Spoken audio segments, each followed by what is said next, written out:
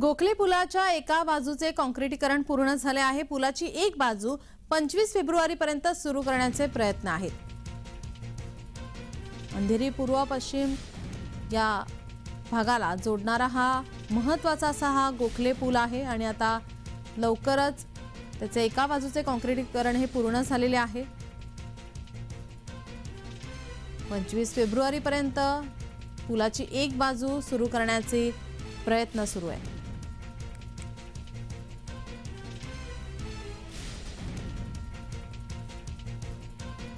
गेल्या कित्येक दिवसापासून गोखले पूल हा बनवण्याचे काम सध्या सुरू होते, मात्र आता पुलाच्या एका बाजूचे काँक्रिटीकरण हे पूर्ण झालेले आहे। लवकरच वाहतूक सेवा या ठिकाणी आता सुरू होण्याची शक्यता आहे। 25 फेब्रुवारी पर्यंत एक बाजू सुरू करण्याचे काम शर्थीचे प्रयत्न या ठिकाणी सुरू असलेले आपण पाहतोय। आपले प्रतिनिधी महेंद्र जोयल आपल्यासोबत फोन लाईन वरून जोडलेले आहेत। महेंद्र, काय अधिकची माहिती?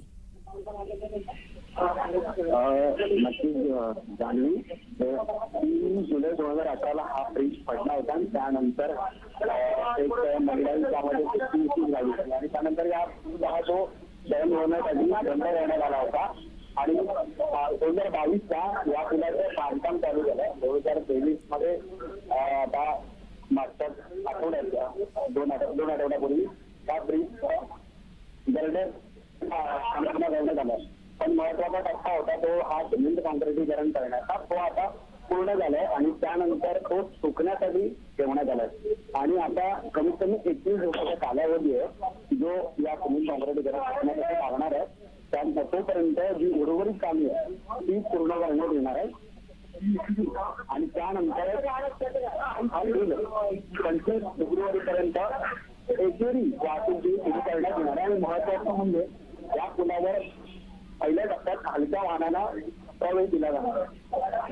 धन्यवाद महेंद्र, तुम्ही दिलेल्या या माहितीसाठी।